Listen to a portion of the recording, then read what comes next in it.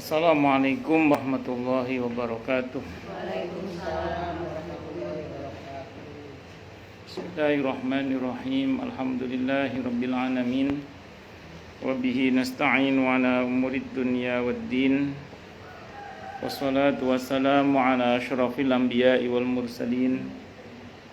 Sayyidina wa habibina wa syafi'ina wa qurrati a'yunina wa maulana Muhammadin wa ala alihi wa ashabihi wa dzurriyyatihi ajma'in, amma ba'd. Asyhadu an la ilaha illallah wa asyhadu anna Muhammadar Rasulullah wa ufawwidu amri ilallah, innallaha basirum bil ibad. Hasbiyallahu la ilaha illa huwa alaihi tawakkaltu wa huwa rabbul arsyil azim. Wallahu ta'ala fi kitabihil karim hikayatan an nabiyillahi Musa alaihi salam. Rabbi syrah li sadri wa yassir li amri wahlul 'uqdatam min lisani yafqahu qawli.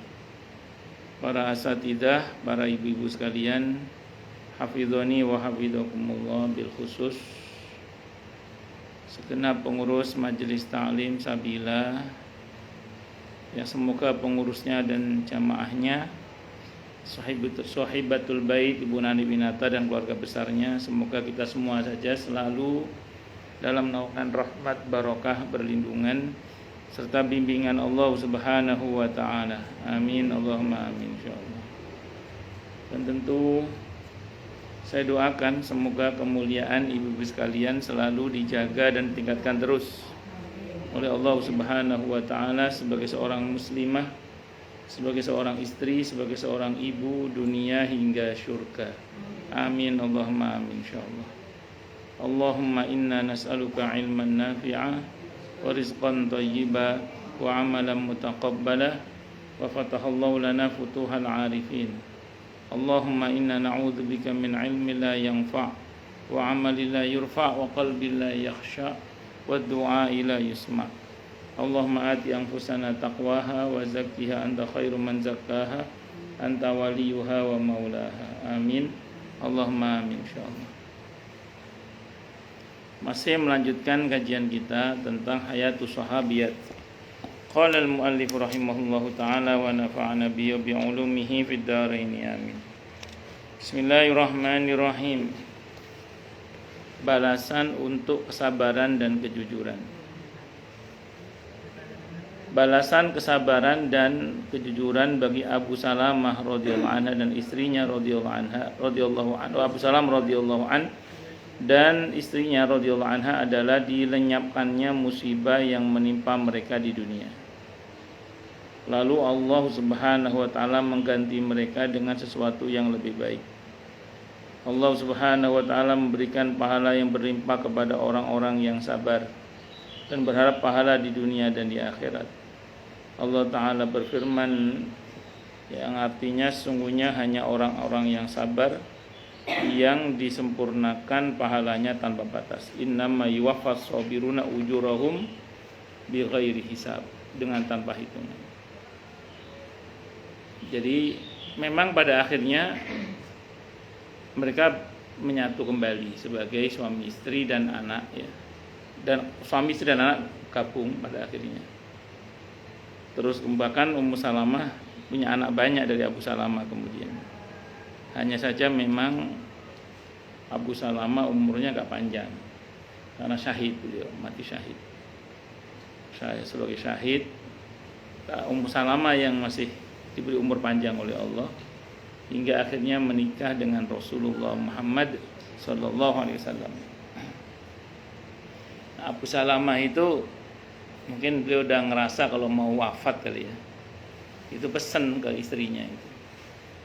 Nanti kalau saya mati, kamu nikah lagi ya. Karena anaknya banyak, realistis kan. Ya semua rezeki Allah yang nanggung. Cuman orang fikih itu kan realistis. Nanti kalau saya mati kamu nikah lagi, kata beliau gitu. Terus didoakan, istrinya itu didoakan, ya Allah, sepeninggal saya berikanlah kepada istri saya Ummu Salamah suami yang tidak pernah menyakitinya. Doanya gitu. Jadi doanya gitu suaminya itu, ya Allah, anugerahkanlah kepada istri hamba Ummu Salamah sepeninggal hamba seorang suami yang tidak pernah menyakitinya. Itu doanya Abu Salamah dan itu dikabulkan oleh Allah. Dikabulkan, iya dikabulkan. Pak Imam dulu nggak doa gitu, Bu. Didoakan. Akhirnya sudah ada tanda-tanda ini. Bermula dari lapangan tenis.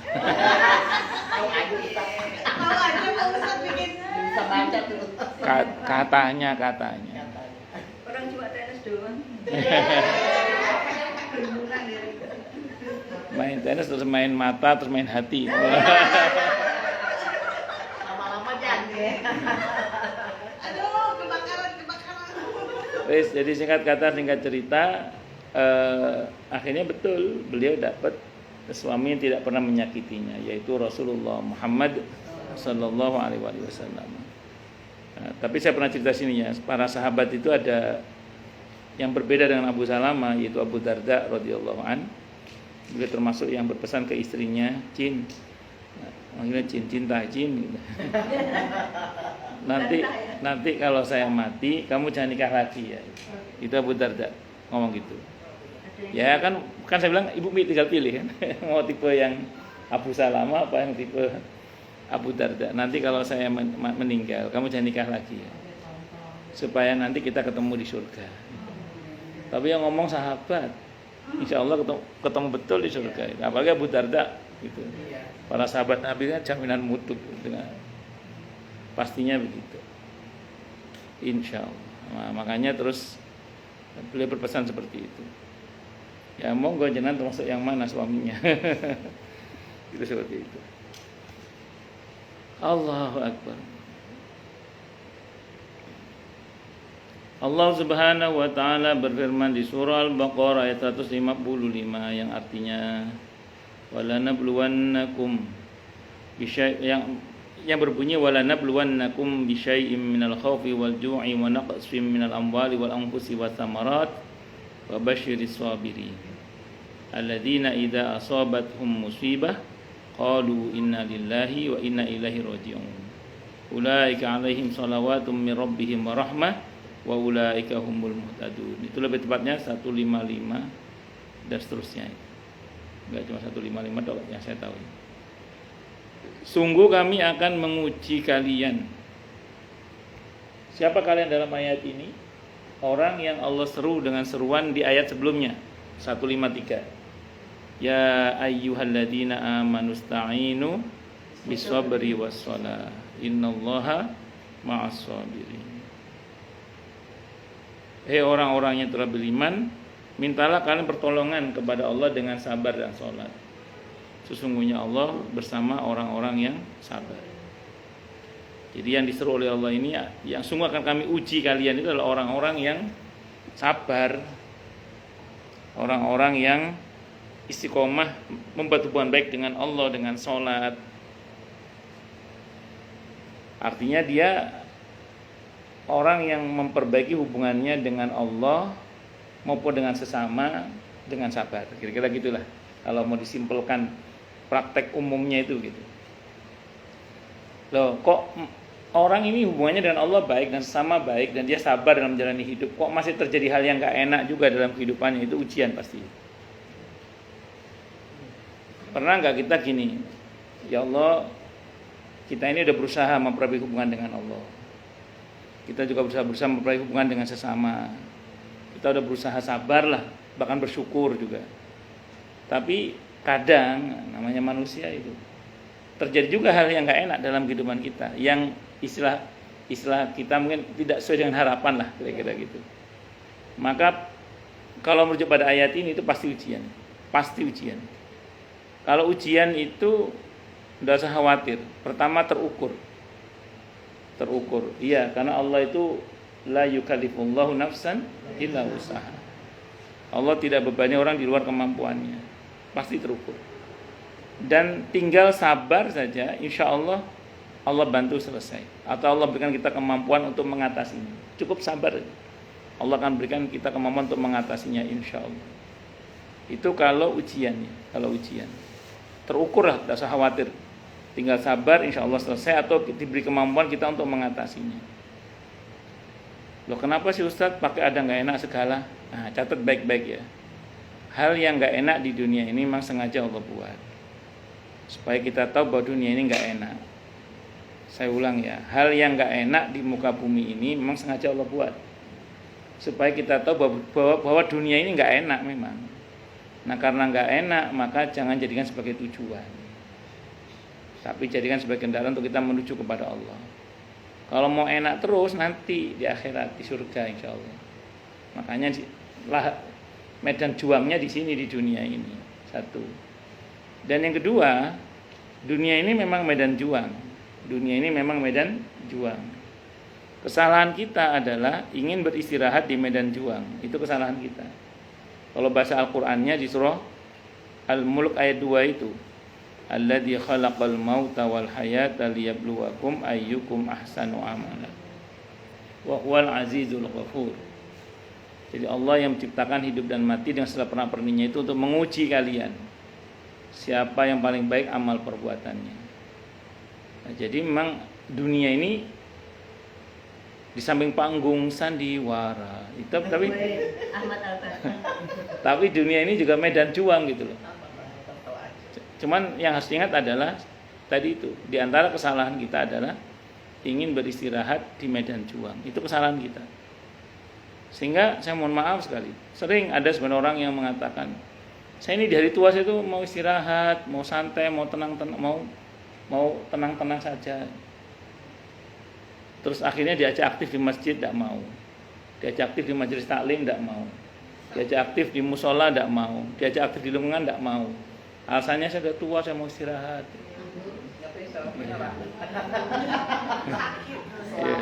Kalau sakit kecuali barang. Tapi sakit itu masih bisa aktif walaupun dengan ide sebagai penasehat misalnya gitu.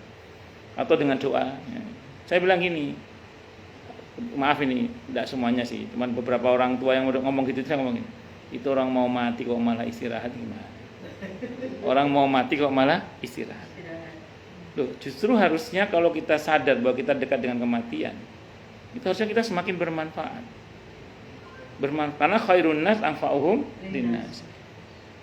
Nah, saya pas ngomong gini ada ibu-ibu sepuh nanya ke saya gini, Ustadz dari tadi ngomong manfaat. Saya ini udah tua Ustadz, tenaga nggak kuat, uang nggak segagah dulu lagi. Terus kemudian ilmu juga nggak banyak, dia bilang. Dengan apa saya bisa bermanfaat, dia bilang gitu. Saya bilang karena ibu nanya deh, ibu bisa berdoa, bisa mendoakan orang, bisa itu, bisa bermanfaat di situ. Saya bilang itu. Ya, bisa dimengerti ya. Nah, jadi makanya harus begitu. Jadi dan mohon pada Allah, ya Allah tolong pakai hamba. Ya Allah tolong pakai hamba untuk bermanfaat bagi agama ini, bagi diri hamba, keluarga hamba, bagi agama ini, bagi umat ini. Syukur-syukur bagi bangsa dan negara ini. Kan lumayan kalau jadi menteri. Allah pun macam-macam lah. Jadi intinya gitu nggih. Mohon pada Allah agar kita dipakai untuk bermanfaat. Itu seperti itu. Saya kalau ngeliat anak-anak itu kan gini, anak-anak ini nggak butuh saya kok, anak-anak ini butuh Tuhannya. Cuman saya minta sama Allah, ya Allah tolong pakai hamba untuk bermanfaat lebih lama untuk anak-anak hamba. Minta gitu aja, ya Allah tolong pakai hamba untuk bermanfaat lebih lama untuk anak-anak hamba. Itu seperti itu. Ya saya nggak mau kegeeran anak-anak saya butuh saya, siapalah saya ini juga butuh Tuhan saya Allah. Nah, cuman saya minta izin sama Allah, mohon sama Allah agar saya dipakai untuk bermanfaat lebih lama untuk anak-anak. Itu seperti itu. Itu di antaranya. Allahu Akbar. Nah, itu kalau ujian, beda sama peringatan. Kalau peringatan itu Allah biasanya Allah yang dikutip oleh para ulama, firman Allah di surah At-Taubah ayat 126 itu. Ayat 126. Awala yarawna annahum yuftanuna fi kulli 'amin marratan aw marrataini tsumma la yatubuna wa lahum yadzakkarun. Apakah mereka orang-orang munafik, dalam konteks ayat ini orang munafik, apakah mereka tidak memperhatikan bahwa semuanya mereka itu diberi musibah atau diuji dalam setahun itu sekali atau dua kali, Gitu itu loh kok nggak tobat-tobat dan tidak pula mengambil pelajaran. Kalau kita ngomong orang munafik berarti berkaitan dengan hati yang berpenyakit. Karena kemunafikan itu penyakit. Di dalamnya ada keserakahan, ada kesombongan, ada ingkar janji, ada khianat, macam-macam itu dalam kemunafikan itu. Ada hasud, iri, dengki, macam dalam apa? Di hati orang munafik itu.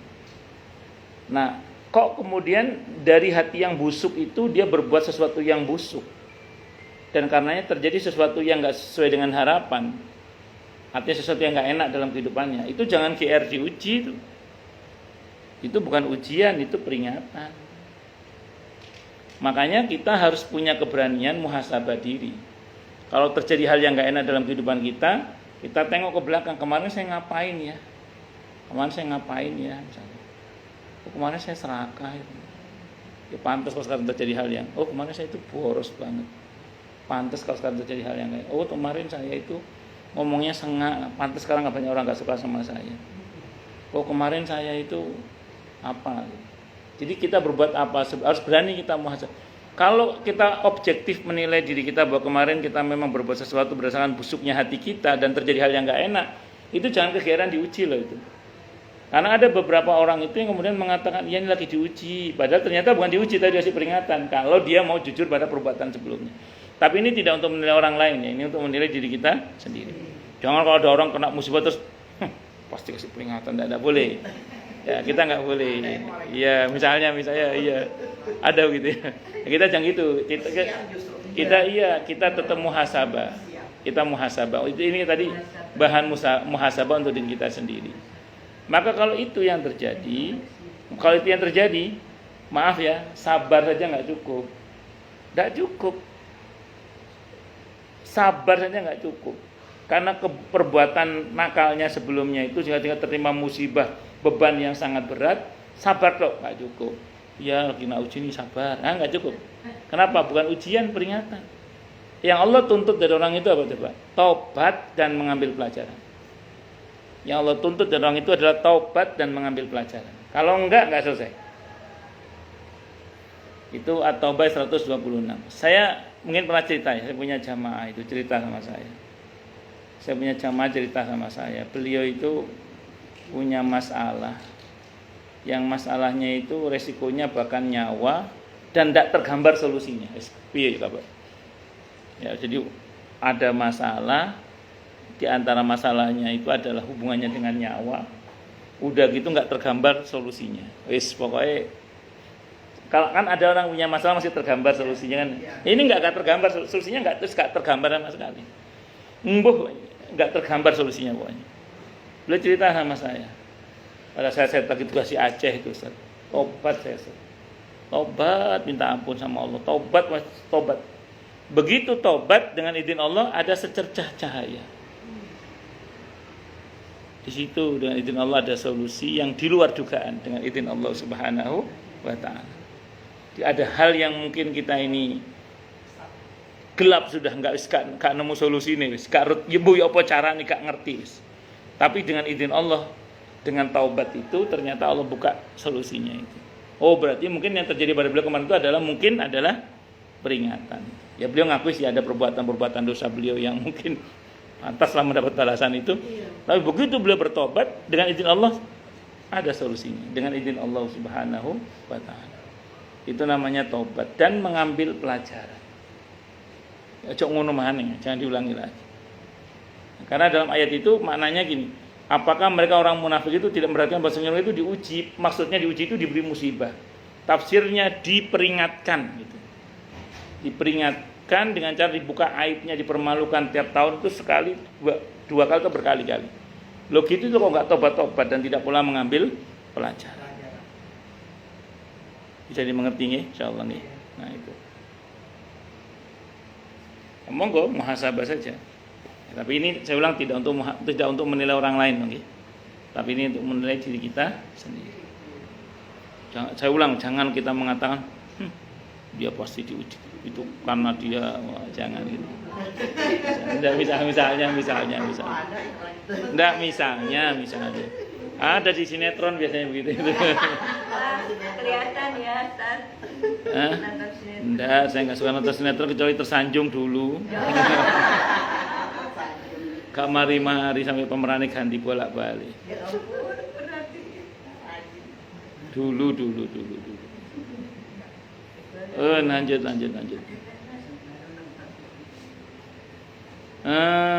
Kejujuran itu sebagaimana yang diterangkan oleh Nabi kita Muhammad sallallahu alaihi wasallam yang mulia. Wajib atas kalian berkata jujur, karena jujur itu menunjukkan kepada kebaikan. Jadi kalau kita berlaku jujur, kata Nabi al-kamakal, akan membawa kita pada perbuatan baik. Nah, perbuatan baik akan mengantarkan kita kepada surga. Nah, sementara bohong itu akan mengantarkan pada perbuatan yang tidak baik, dan hal yang tidak baik akan mengantarkan ke neraka. Makanya orang itu kalau sekalinya bohong, kalau nggak tobat loh ya, maka dia akan menutupi kebohongan itu dan kebohongan berikutnya. Allah, semacam-macam ya.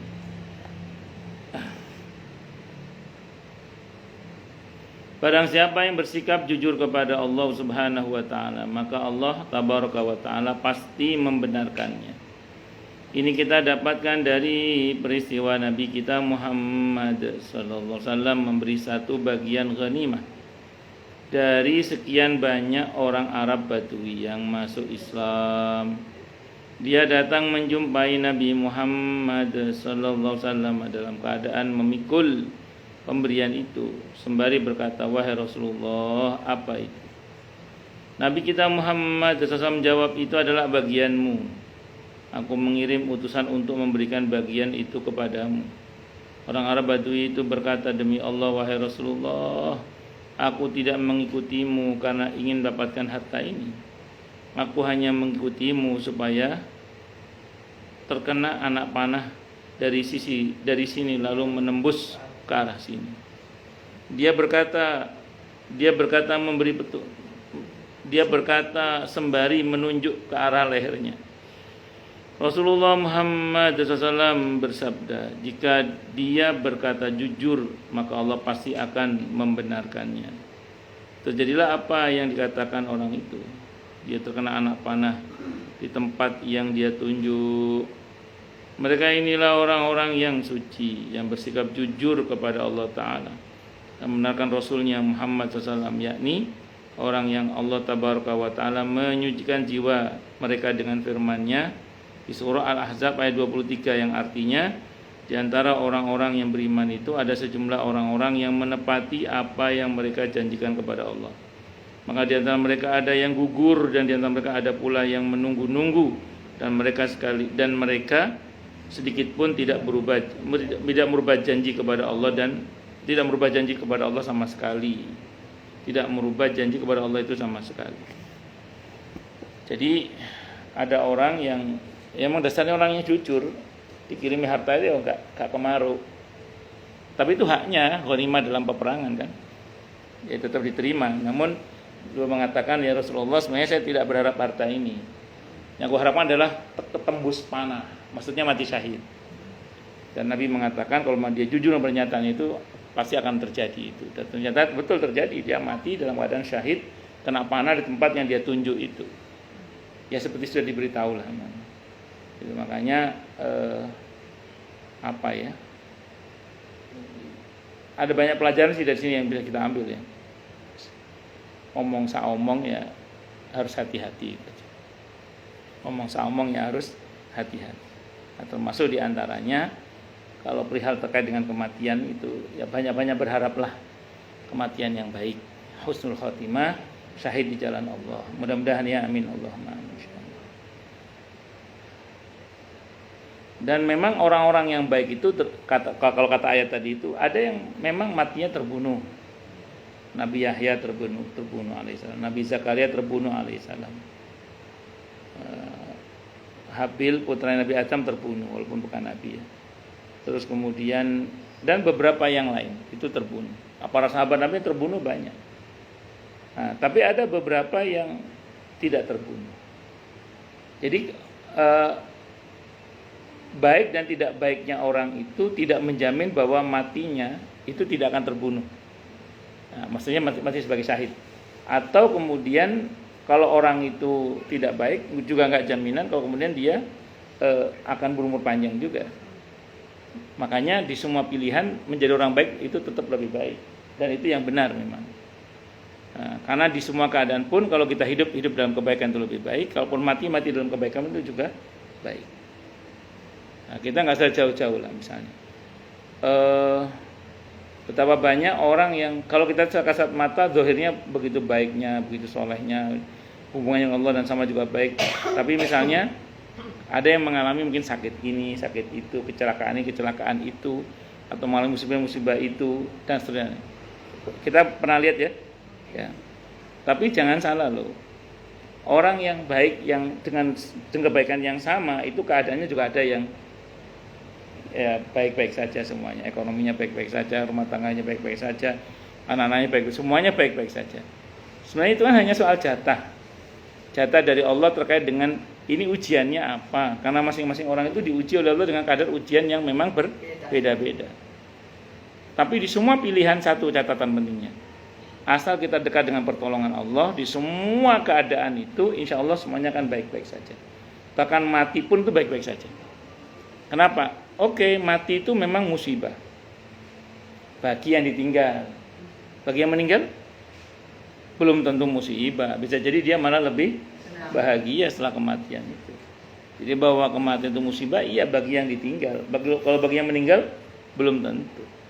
Nah, makanya saya ulang sekali lagi, di semua pilihan dalam kondisi baik yang hubungannya dengan Allah maupun dengan sama itu tetap lebih baik dan itu yang benar. Itu di semua pilihan. Masya Allah. Apa re? Sini re. Sini. Barakallahu fiik a'udzuka bi kalimatin tamah min syaitanir rajim min kulli ainin namah. Ya Hafid ya Allah ya Fatah ya Fatah ya Fatah ya Fatah Allah laka fatal arifin. Allahumma atina taqwaha wa zakkiha anta khairun man zakkaha wa Allah. Sama Pak Ustaz. Udah. Lanjut. Ya, jadi di semua keadaan itu tetap lebih baik. Kalau dia itu baik hubungannya dengan Allah dan baik hubungannya dengan sesama. Itu ngoten. Allahu Akbar. Dan jangan salah loh. Kalau kita melihat musibah memang secara iya. Enggak kelihatan. Kalau kita bicara musibah itu memang sekilas tidak enak kalau kita lihat. Kalau dari sisi pandang kita untuk orang lain misalnya. Tapi belum tentu orang yang mengalami itu merasa tidak enak, itu belum tentu. Sambil contoh misalnya, maaf, kalau kita bicara tentang sebut saja misalnya Nabi Ayub alaihissalam. Siapa yang kuat dan tahan diuji seperti Nabi Ayub alaihissalam? Yang notabene putra-putrinya meninggal dunia, hartanya hancur, ya, terus kemudian dan macam-macam. Dia tinggal istrinya kecuali satu yang setia menemani. Nah, singkat cerita, kenapa? Ditolak semua sama Pak.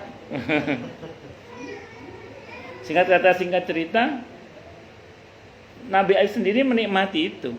Buktinya kalau kita baca dalam tafsirnya itu, dalam Qisasul Anbiya itu, istrinya kan ngomong, Mas Nabi, kan Nabi. Ya, mbok yang minta sembuh gitu loh kan, sampai Nabi masuk enggak minta sembuh sama orang. Kata beliau itu sederhana. Saya sakit berapa lama? 18 tahun. 18 tahun. Sehat berapa? Kurang lebih 18 tahun. Ada beberapa riwayat sih. Pokoknya belasan tahun gitu. Ya, terus saya sehat berapa tahun? 40 tahun. Tapi ini ada beberapa versi riwayat. Pokoknya lebih lama sehatnya daripada sakitnya. Kata beliau gini, kurang lama kata beliau.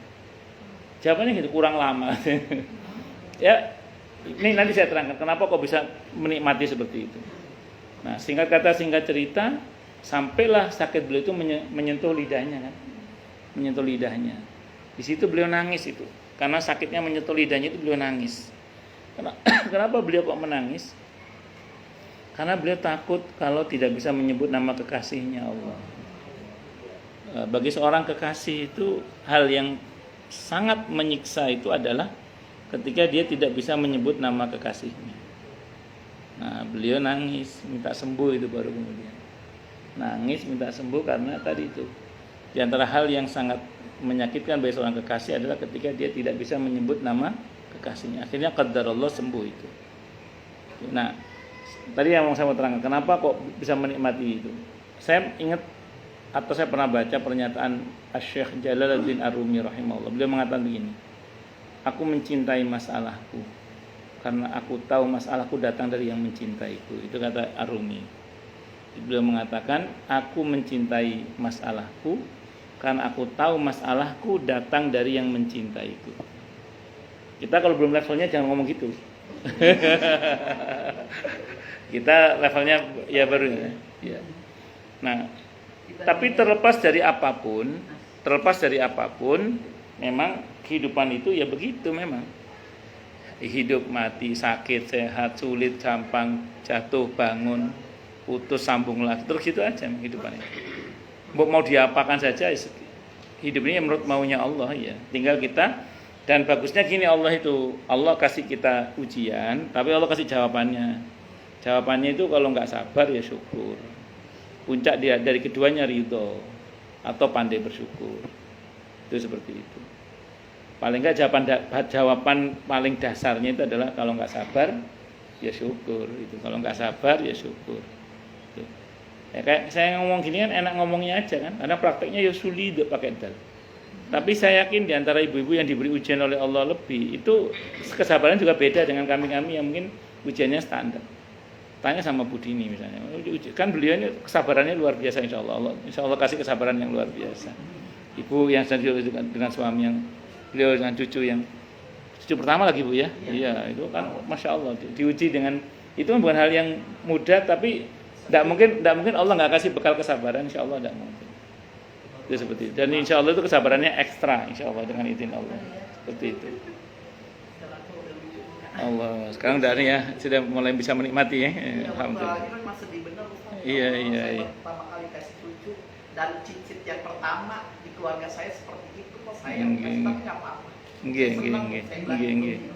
Bagus. Saya punya cucu juga akhirnya. Iya, alhamdulillah betul. Alhamdulillah, masya Allah. Sekarang lagi lucu-lucu. Masya Allah. Laki perempuan Bu? Laki. Barakallah fi. Barakallah fi. Menunggunya dengan lama Ustaz ya tahu. Alhamdulillah. Semua. Oh nggih. Oh, lanjut. Sekarang akhlak yang baik. Jadi apapun yang terjadi, asal kita dekat dengan Allah, dekat dengan pertolongan Allah, tenang saja, baik-baik saja. Insya Allah semuanya baik-baik saja. Walaupun misalnya harus mati pun, seseorang mati dalam kebaikan itu tetap lebih baik daripada mati dalam keadaan yang tidak baik. Dan saya ulang, kematian itu musibah bagi yang ditinggal. Bagi yang meninggal belum tentu musibah. Kayak Nabi Zakaria, sekiranya musibah kan beliau digergaji. Tapi bagi Nabi Zakaria, seorang nabi selepas dari badannya, ruhnya ya, ruh seorang nabi kan pasti bahagia, tidak mungkin sengsara. Para syuhada itu dalam hadis yang sahih dan hadis qudsi itu, andaikan diizinkan kan mau hidup lagi, mati syahid lagi, terbunuh dalam peperangan, terus hidup lagi, terbunuh lagi bersama. Itu andaikan diizinkan mau begitu terus. Yang bagi kita itu mungkin, bagi sebagian orang mungkin itu mengerikan ya. Tapi bagi para syuhada itu justru hal yang sangat dirindukan. Terbunuh kembali di medan perang, jihad lagi, hidup lagi, mati lagi. Kalau diizinkan maunya begitu. Tapi oleh Allah nggak diizinkan. Itu seperti itu. Kalau Allah izinkan balik lagi, mereka hidup lagi, perang lagi di jalan Allah, terbunuh lagi, mati syahid lagi. Mintanya hidup lagi, perang lagi. Saking nikmatnya mati syahid. Saking nikmatnya mati syahid. Jadi mati itu bisa nikmat. Mati di antara nikmat matinya orang yang mati syahid. Makanya usahakan kita semua, tidak hanya Anda tapi juga saya, usahakan itu mati syahid, usahakan. Ya kita nggak boleh minta perang, nggak asik ya Allah, nggak ada perang, nggak boleh. Tapi kita alhamdulillah kita punya banyak jalan untuk mendapatkan syahid itu. Di antaranya ada mati sahih Muslim. Barang siapa yang meminta kepada Allah mati syahid dengan sungguh-sungguh, maka Allah akan berikan kepadanya kedudukan orang yang mati syahid, walaupun dia mati di atas ranjangnya. Jadi minta kepada Allah mati syahid. Dan yang kedua, jangan lupa kita ini bermohon kepada Allah. Jangan lupa libatkan diri kita dalam perjuangan di jalan Allah. Seperti kayak ini majelis taklim. Kalau nggak jadi pengurusnya paling jadi anggota aktifnya lah, atau paling jadi donaturnya misal. Terus kemudian atau masjid, musola, majelis taklim itu. Sehingga harapannya kita itu meninggal dalam posisi sebagai orang yang memang sedang terlibat baik diri kita maupun harta kita dalam perjuangan di jalan Allah lillahi kalimatillah. Karena man jahada litakuna kalimatullahi al-ulya fahuwa fisabilillah. Barang siapa orang yang berjihad atau berjuang atau berperang agar kalimat Allah tegak, maka itulah yang disebut dengan fisabilillah. Nah, jadi asalnya kita untuk menegakkan kalimat Allah itu namanya fisabilillah.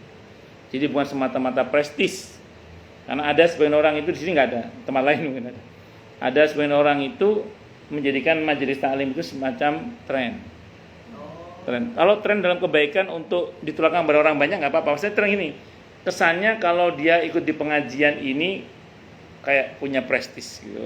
Jadi dia ikut pengajian itu bukan untuk menegakkan kalimat Allah, tapi untuk meningkatkan prestisnya. Contoh gini. Ada ibu-ibu itu ngeluh ke saya. Itu loh Ustadz, kan belum ngaji ke saya ya. Levelnya pengajian saya kan menurut mereka itu mungkin level menengah ke bawah atau gimana gitu. Di tempat itu maksud saya. Dia punya mantu. Itu loh mantu saya itu Ustadz. Enggak mau ngaji di sini itu. Alasannya saya maunya yang di high class gitu. Ya high class. Jadi ada tempat tertentu itu yang pengajian itu orang menengah ke atas gitu. Dia menengah ke atas. Menurut dia tapi ya. Jadi kalau di pengajian kita ini kayaknya nggak high class gitu. Kalau dia maunya yang di high class itu. Nah sekarang pertanyaan tujuannya pengajiannya apa? Kalau tujuannya hanya untuk prestis itu, ya kan kasihan, sayang. Kalau bahasanya Nabi, akamakol barang siapa yang mencari ilmu hanya untuk bangga-banggaan, itu kan ancamannya neraka itu. Naudzubillah min dzalik, kasihan kan itu. Nah, makanya hati-hati dijaga niatnya mencari ilmu kayak gini ini, menghidupkan majelis taklim kayak gini ini, atau berdakwah di masjid atau apapun lah ya, itu harus diniatkan litakuna kalimatullahi al-ulya. Niat untuk menegakkan kalimat-kalimat Allah. Walaupun tegaknya kalimat Allah itu nggak butuh kita sebenarnya. Karena Allah nggak butuh kita. Kita yang butuh berjuang di jalan Allah. Adapun sekarang kita dipakai, kita syukuri alhamdulillah. Bahwa kita sedang dan semoga terus dipakai oleh Allah untuk bermanfaat, untuk menegakkan kalimatnya. Amin Allahumma amin insyaallah, mudah-mudahan. Kemudian akhlak yang baik. Itu betul itu sekarang ya. Ya, akhlak yang baik. Akhlak yang baik dapat kita lihat dengan jelas pada diri Utsman ibn Thalhah atau nama lain dari Abu Salamah ya. Ketika dia radhiyallahu anhu ketika dia menemani Sayyidah Ummu Salamah radhiyallahu anha yang maaf. Itu orang lain yang menemani Ummu Salamah untuk ketemu suaminya, mohon maaf. Ya. Akhlak yang baik dapat kita lihat dengan jelas pada diri Utsman ibn Thalhah ketika dia menemani Sayyidah Ummu Salamah radhiyallahu anha, masyaallah mobilnya rek. Ia berhijrah tanpa ditemani oleh seorang pun untuk menjaga onta dan anaknya yang masih berada di pangkuannya. Tatkala Utsman melihat keadaan Ummu Salamah radhiyallahu anha seperti itu, dia berkata, "Demi Allah, engkau tidak layak dibiarkan pergi sendirian." Utsman langsung memegang tali kendali untanya lalu berangkat ke Madinah bersamanya dan menuntun unta yang dikendari Ummu Salamah radhiyallahu anha itu hingga tiba di Madinah. Utsman berkata, "Sungguhnya suamimu berada di desa itu, masukilah desa itu dengan barokah Allah." Utsman bin Thalhah melakukan semua perbuatan baiknya terhadap Ummu Salamah radhiyallahu anha padahal pada saat itu dia masih kafir ya. Saat itu masih kafir, akhirnya masuk Islam. Nanti saya terangkan insyaallah. Dia masuk Islam pada perjanjian Hudaybiyah. Nanti setelah tahun ke-6 Hijrah. Saat itu Ummu Salamah sudah jadi istri Nabi kita Muhammad SAW. Dia berhijrah ke Madinah menjelang Fathu Makkah bersama Khalid ibn Walid radhiyallahu anhu. Ini Utsman ibn Thalhah radhiyallahu anhu. Akhlak baik seperti itulah yang membedakan sekaligus menjadi keistimewaan mayoritas orang Arab pada masa jahiliyah. Mereka memiliki akhlak pemurah, dermawan, pemberani dan perwira. Jadi ini akhlak mulia semua ya. Pertama akhlak dermawan. Pemurah itu dermawan sama aja. Pemberani, perwira sama aja. Iya, pemberani ya.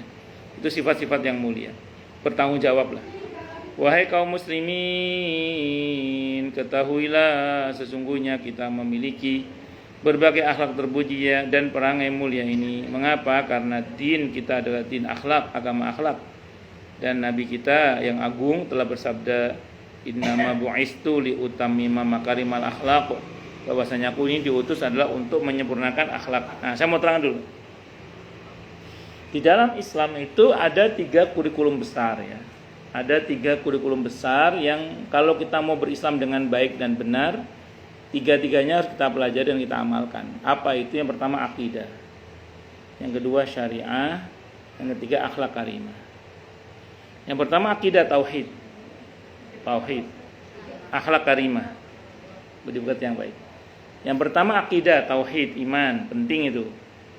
Supaya kita tidak rapuh dalam keberagamaan kita, itu kita nggak rapuh.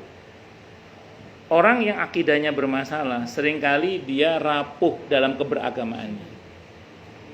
Ya, dalam kehidupan sehari-harinya itu dia rapuh. Misalnya mau silaturahim ke rumah mertua, ketiban cicak nggak jadi. Kenapa? Tatayur, anggapan buruk sama pertandanya Allah. Jangan berangkat, apes ini ketiban cicak. Ya, kata Nabi, aku lebih suka al-fa'il, kata Nabi. Aku lebih suka optimis, kata Nabi. Jadi ketiban cicak ngomongnya apa kalau optimis? Kita mau silaturahim kok, ketiban cicak, barokah insyaallah. Bismillah jalan, barokah insyaallah. Nah, itu namanya al-fa'il namanya. Optimis, itu optimis namanya. Nah, terus kemudian atau tawakal, penetralisirnya. Ada ketakutan, hasbunallah wa ni'mal wakil, serahkan pada Allah. Jadi tenang, enggak keweden karepe dhewe. Itu seperti itu. Ada orang ngomong ke kita misalnya, "Bu, pinjam rumahnya ya untuk nerima lamaran anak saya. Rumah saya masuk dalam gang. Nanti susah, besan masuk ke dalam. Izin pinjam rumahnya ya untuk acara lamaran anak saya." Nah, ketika kemudian lamaran, ada orang ngomong, anakmu belum ada nikah loh. Kok kamu terima lamaran anak nanti anak kamu lama nggak kawin-kawin. Iya, maka ketika orang ngomong kayak gitu itu kita kata apa? Oh, saya nolong orang kok. Kata Nabi kalau nolong kita akan ditolong oleh Allah kok. Kita bismillah tolong. Itu kalau kita punya akidah yang benar itu gitu loh. Nah, jadi apa-apa serahkan pada Allah, yakin pada Allah, baik sangka sama Allah, udah gitu aja. Nah, itu makanya orang kalau akidahnya bermasalah, itu kalau kata Al-Qur'an itu dia itu rapuh rumah laba-laba. Keweden karepe dhewe itu loh. Sering keweden karepe dhewe. Di antara sebab kenapa orang gelisah berlebihan. Orang ada gelisahnya pasti. Ini enggak gelisah berlebihan, kekhawatiran berlebihan, ketakutan berlebihan. Itu di antara adalah karena keyakinannya pada takdir Allah bermasalah biasanya. Biasanya orang yang keyakinannya akan takdir Allah lemah atau bermasalah itu berlebihan dalam ketakutan, kekhawatiran, kesedihan biasanya. Orang yang yakin dengan takdir Allah itu sederhana. Lek seiso tak pikir.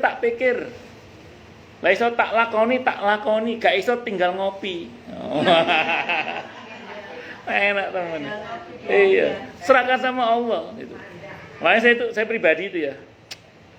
Ya ini saya sering marahi diri saya sendiri kadang itu. Selagi bisa saya pikir. Kenapa? Karena perintah berpikir ada dalam Al-Qur'an. Lek selagi iso tak pikir ngono ae wis. Lek selagi iso tak lakoni ngono ae. Itu yang saya lakukan. Tapi kan kadang kita tuh mulai akan muncul overthinking gitu loh. Mulai berlebihan itu. Begitu mulai berlebihan tuh saya marahi diri saya sendiri itu. Ngapain kamu stres? Saya marahi gitu. Ngapain kamu pusing? Kayak yang ngatur hidup kamu itu kamu aja. Yang ngatur hidup kamu itu loh Allah. Bu ya serahkan sama Allah gitu loh. Misalnya kekhawatiran tentang anakmu itu loh ono sing dia ada Tuhannya. Dia ada penciptanya, dia ada yang mengatur nasibnya, rizkinya. Kamu bingung, serahkan sama penciptanya gitu loh. Doa yang baik-baik untuk anak-anak, misalnya gitu ini misalnya. Itu gitu. Bisa dipahami teman-teman? Saya itu kalau ngelihat anak-anak itu, masing-masing mereka loh punya takdirnya masing-masing. Saya sebagai orang tuanya hanya mendoakan, mengupayakan yang bisa kita upayakan. Nggak iso, serahkan sama yang menciptakan, gitu aja kok repot. Kan seperti itu. Bahasanya Gus Dur kan gitu. Gitu aja kok repot. Kan bisa dipahami mboten, Bu? Nah, iya, bahwa kita kadang sedih, loh, manusiawi itu sedih itu. Tapi bagi orang yang mengerti meyakini takdir, dia tidak akan berlebihan dalam kesedihannya. Bahwa kita kadang ya ada kekhawatiran, manusia kok kita ini. Tapi kita tidak akan berlebihan dalam kekhawatiran. Kenapa? Karena kita percaya pada takdir. Semuanya sudah diatur oleh Allah. Bahkan sejak 50.000 tahun sebelum Allah cipta alam semesta itu, takdir kita sudah ada. Baik saya ketemu dengan Bu Ratna, saya ketemu dengan Bu Ira, saya ketemu sama Bu Mastura, sama Bu Maulana, sama Bu Dokter, itu semuanya kan sudah Allah atur sebelumnya. Jadi takdir kita kemarin, hari ini, yang akan datang itu semuanya sudah ada. Kita tinggal menjalan takdir saja. Nah, namun jangan lupa tetap berusaha berdoa, karena saya sering sampaikan kalau ngomong takdir ada dua sisi. Sisi Allahnya yang maha kuasa menakdirkan kita apa saja, dan sisi kitanya berkaitan dengan perintah Allah untuk kita apa. Oh, Allah suruh kita berdoa, ya kita berdoa. Allah suruh kita berzikir, ya kita berzikir. Allah suruh kita berpikir, ya kita berpikir.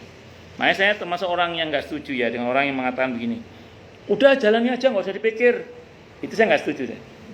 Kenapa? Karena perintah berpikir itu dalam Al-Quran jumlahnya hampir sama dengan jumlah perintah berzikir.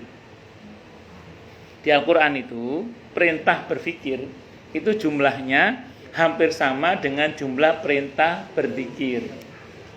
Bahkan ulil albab yang Allah puji sebagai orang yang cerdas itu adalah orang yang punya dua kesadaran sekaligus. Yang di Ali Imran 190-191 itu 190-191 Ali Imran itu Allah puji ulil albab itu karena dia punya dua kesadaran sekaligus. Kesadaran berzikir dan kesadaran berpikir. Dulu Pak Habibie mengijawantakan dengan konsep imtak dan iptek. Imtak dan iptek.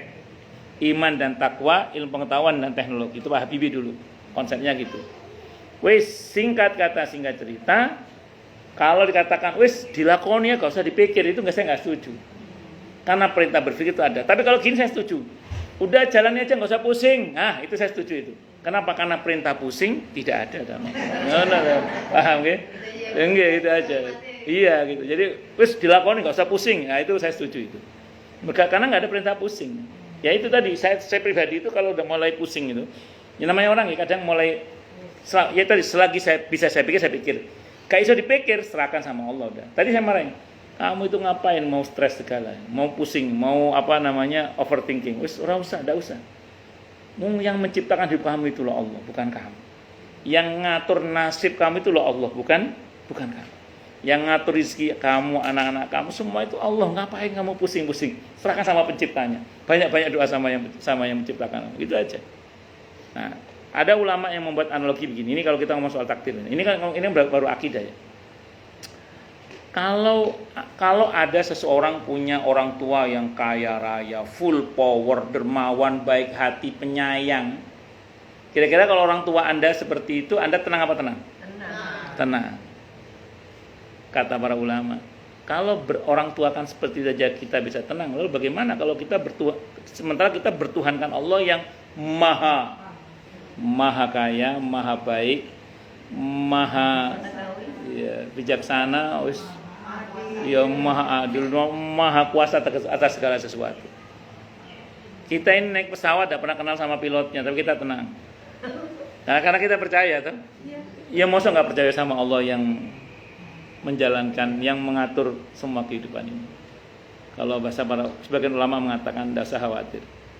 Skenario kita ditulis oleh Zat yang maha baik, yang mencintai kita. Ya, itu seperti itu. Lebih tepatnya sih bukan Allah yang nulis sih, lebih tepatnya skenario kita telah ditetapkan oleh Allah. Allah yang maha baik, maha kasih, maha sayang dan seterusnya. Yang kedua syariah. Syariah itu penting dipelajari syariah.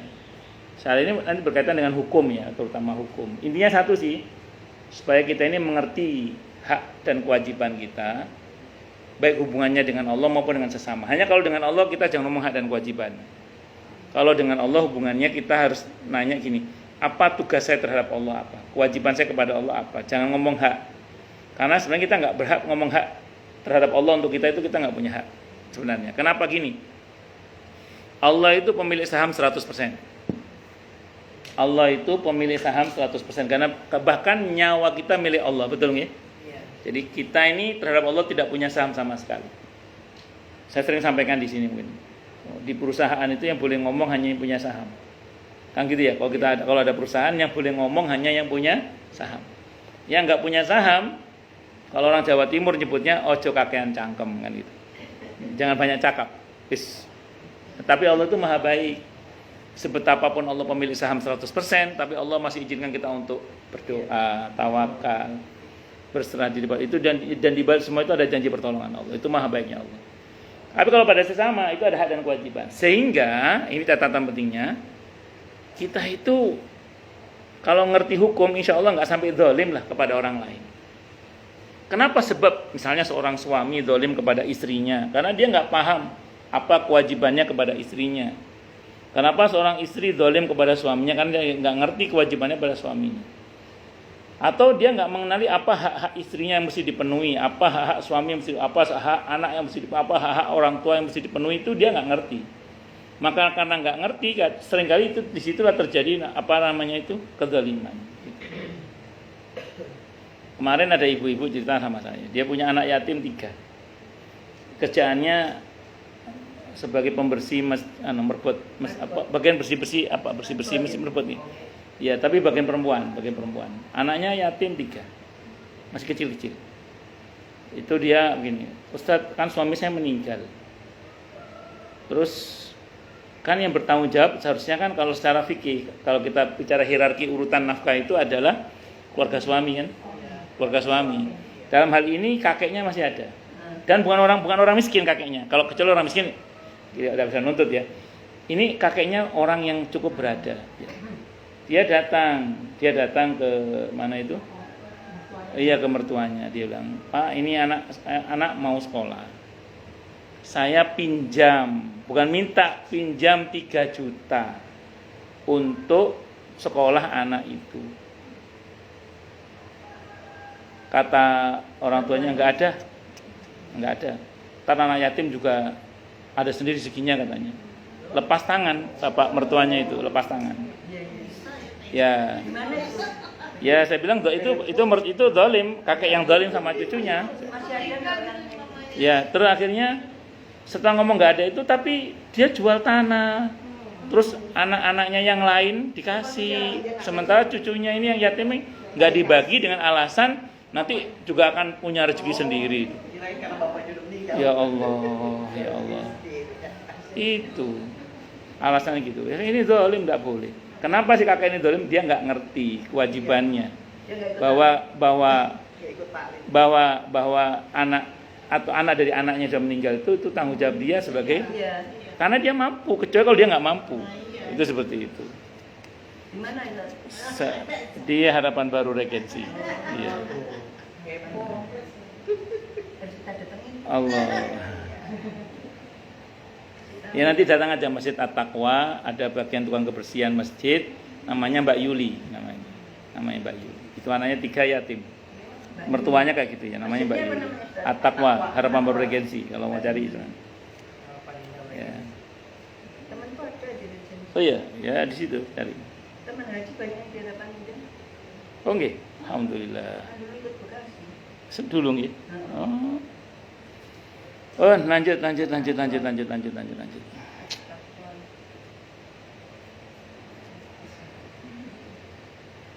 Sampai mana tadi, Bu? Yang ketiga akhlak karimah, budi pekerti yang baik. Akhlak karimah. Budi pekerti yang baik ini apa, Bu, tujuannya? Supaya indah hubungan kita dengan Allah dan juga dengan sama. Makanya kita pakai akhlak, budi pekerti yang baik. Jangan sampai orang ngomong ke kita gini, itu rajin ngaji tapi judes itu. Nah, jangan sampai gitu. Terus katanya rajin taklim tapi ngomongnya kok sengak gitu. Nah, jangan sampai gitu. Jangan sampai orang ngomong itu katanya rajin ngaji tapi kok sombong gitu. Katanya, jangan sampai orang ngomong gitu ke kita gitu maksudnya. Artinya kita harus baik hubungannya dengan Allah dan baik hubungannya dengan sesama. Nah, itu bingkainya akhlak karimah. Nah, orang itu kalau berakhlak, hadis Bukhari ya, timbangan kebaikan itu berat. Jadi kalau kita beramal dengan akhlak, itu timbangan kebaikannya berat. Timbangan kebaikan itu berat. Lebih berat dibandingkan kalau kita nggak pakai akhlak. Contoh, ini sering saya contohkan. Sholat misalnya gini, sholat. Ada 3 orang sholat di shaf pertama, laki-laki ini, sholat jamaah ceritanya. Yang satu sholat karena ini wajib hukumnya. Yang satu dia sholat karena dia ingin bermunajat kepada Allah. Dia mau curhatlah sama Allah. Dia ingin berkomunikasi dengan Allah. Sehingga dia jaga akhlaknya, dia jaga kekhusyuannya, kesungguhannya dia jaga. Yang terakhir, yang ketiga, dia sholat karena ada mertua di sampingnya. Itu 3 orang, pahalanya beda itu. Yang pertama standar, oke, standar dapat dia. Dapat. Yang kedua ada plus-plusnya. Ada dia jaga akhlak dia, ada plus. Yang terakhir alih-alih dapat pahala malah dapat dosa. Walaupun sering saya katakan dia masih mau sholat itu masih lebih baik daripada yang nggak sholat. Oke. Atau ke sesama juga gitu. Ada anak yatim kita panggil misalnya. Sini. Buat kamu nih. Nah, ada sana ya. Udah pergi. Ada lagi? Sini nak. Wah, anaknya siapa? Jadi anak baik ya. Semangat ya. Ingat berdoa sama Allah. Nabi dulu yatim tapi Allah berikan kesuksesan. Semangatilah diberikan. Nih buat kamu nak ya. Jadi anak yang soleh. Berikutnya ada lagi orang yang datang nih. Ada orang yang datang anak yatim juga. Sini lo miskin lo. Jadi yang pertama dapat pahala standar. Yang kedua plus. Kenapa? Karena dia memuliakan anak yatim dia. Yang kedua alih-alih dapat pahala malah dapat dosa. Kenapa? Karena dia telah membatalkan sedekahnya itu dengan menyakiti atau merendahkan itu. Saya yatim piatu. Di rumah saya juga punya anak yatim di rumah itu yang saya asuh beberapa puluh tahun ini dan tidak mau pulang. Istri saya yatim. Daya istri saya itu yatim. Istri saya kan yatim. Bapaknya udah wafat. Apa? Nggak mau pulang. Ya jangan pulang lah. Boleh repot aku. Oke, monggo silakan yang mau tanya, protes, marah boleh silakan. Nggak boleh ya ngomong gitu ya. Yang sudah menghasilkan kan. Monggo silakan yang mau tanya, protes, marah boleh silakan. Nggih. Lebih sepuh siapa? Bu Maulana. Iya, monggo Bu Maulana. Nggih, monggo Bu Maulana.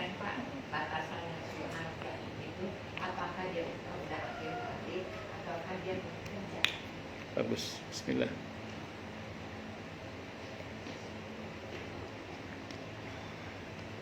Alhamdulillah. Sebelum saya ngomong batasan, saya mau terangkan dulu gini. Dulu para sahabat Nabi itu kalau ngasuh anak yatim, itu kalau laki-laki ya sampai mandiri. Kalau perempuan sampai menikah. Intinya itu, Pak. Iya, itu baru namanya kafil itu. Itu yang kata Nabi, ana wa kafilul yatimi fil jannati hakada. Nanti aku dan yang menanggung hidupnya anak yatim di surga itu kayak gini. Ya, itu maksudnya bukan yang undang anak yatim ke rumah terus dikasih bantuan 100 ribuan yang BLT bantuan langsung telas itu bukan. Ya itu berpahala, tetap itu berpahala. Itu mulia berpahala insyaallah. Tetap itu mulia berpahala. Teruskan yang punya kebiasaan itu. Tapi kalau panjenengan bisa membiayai si anak itu sampai kalau laki-laki bisa bekerja ya mandiri misalnya gitu. Kalau perempuan sampai menikah misalnya atau mandiri juga lah. Kalau dalam konteks kita sampai mandiri juga lah misalnya. Itu baru namanya menanggung kehidupan anak yatim. Jadi kalau misalnya Bu Maulana punya anak asuh, selama ini anak yatim yang ibu asuh atau ibu bantu. Sekarang yang bersangkutan sudah misalnya sudah nggak anak lagi, sudah balik, sudah akil, tapi dia masih butuh bantuan, maka bantulah terus sampai dia mandiri ya, atau sudah menikah kalau perempuan mungkin, atau mandiri juga. Itu baru namanya menanggung kehidupan anak yatim namanya. Itu Bu Maulana. Wallahu a'lam.